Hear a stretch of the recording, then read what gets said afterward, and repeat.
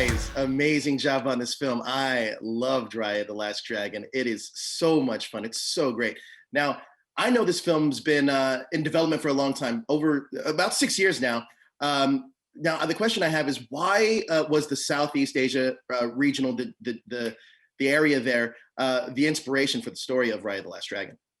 Well, we started talking about what's important to us. What is the kind of message, you're going to live with this film? What's important to us to say?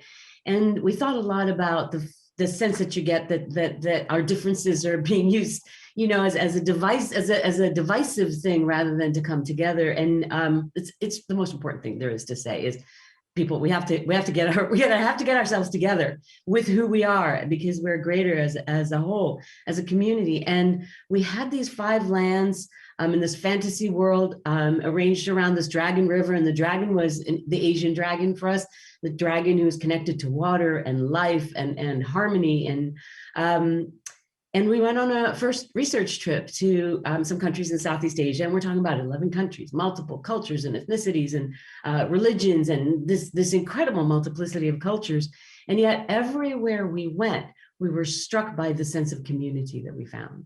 Like, everybody is doing this together, no matter what their backgrounds, and they're not even trying to be the same, just working together. And so we came back and we're like, this is it. We're going to add to that all the beautiful inspiration itself, the architecture and the textiles and the food, which you may have seen show up in the film. And that's when we started working with a lot of experts from the region, and Adele joined us as writer and queen. It's such an amazing melting pot that you guys created with the way it looks. It's so beautiful. Now, what were some of the touchstone moments for you guys when developing Raya, the Last Dragon? And was there any specific stories or inspirations you drew from other works in like film or anything like that?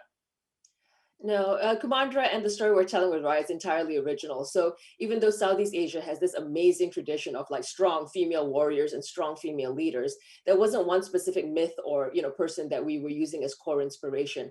I would say though, it is that collective spirit of just like female kick-assery. And if you have any like Southeast Asian friends with Asian moms or or Southeast Asian aunties, like they'll tell you how strong they are and how influential they are in their lives. And in terms of touchstone moments, but within the movie, there were you can track Raya's arc through her relationship with food and the people, with her father, sharing his dream and trying to open her world and making her soup.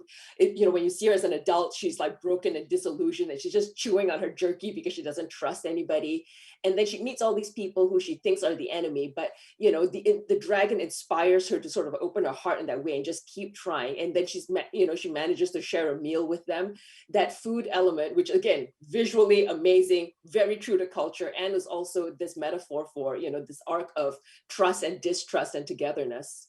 Now, Adele, can you talk to me about the process and challenges of merging like mythological dragons and warring factions, along with environmental issues and a pretty relevant story about telling trusting people?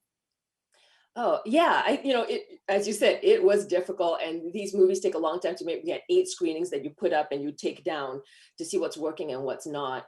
And I think at the end of the day, what we realized is that Kumandra is an entirely fictional land, and Raya is a fictional character on this journey. But we wanted the problems in this land to reflect the problems in our world that we see around us today.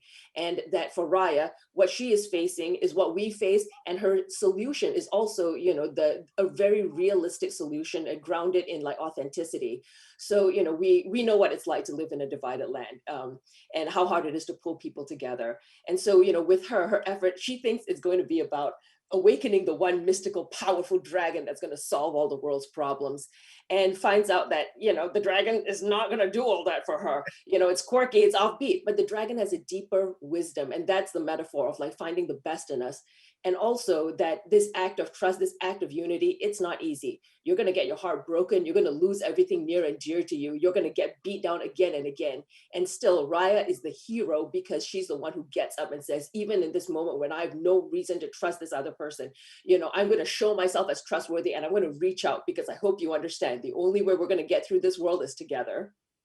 Now, last night, we finished the movie about 9 o'clock, and I have a 5-year-old stepdaughter grin ear to ear and wanted to start the movie immediately after again.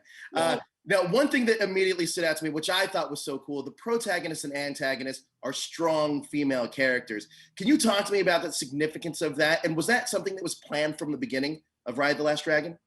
I can speak to that a little bit. It's planned from the beginning in any story that I'm involved with that has female heroes, that they're going to be flawed and interesting and strong, only because, you know, we want to see ourselves on screen. But really, we had Raya as a character. We had decided quite early on that we wanted the dragon to be female. It was our kind of, it connected so much more directly for us with this bringing of life and harmony and reign that the dragon brings. So we now know we have a central relationship in the film, which is a friendship between two female characters.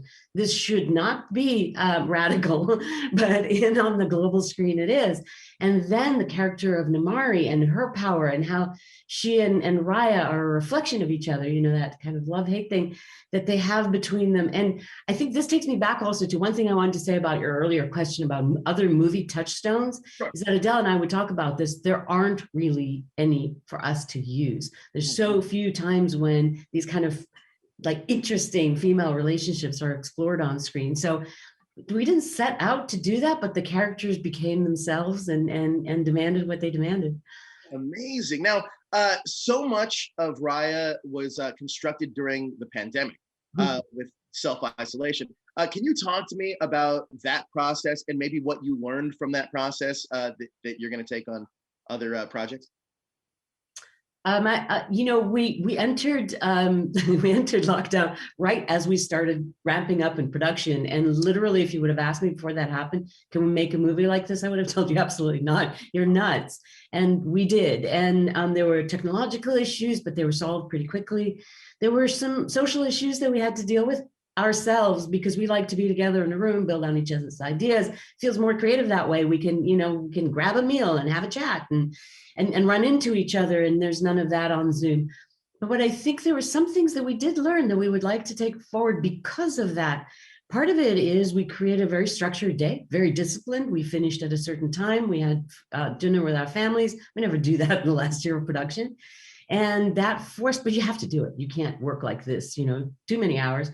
And so that created a level of delegation and trust that we hadn't actually ever experimented with before or experienced before. And then you talk to the animators and people as they're coming off the movie, they're like, they did their best work they've ever done because they were trusted to.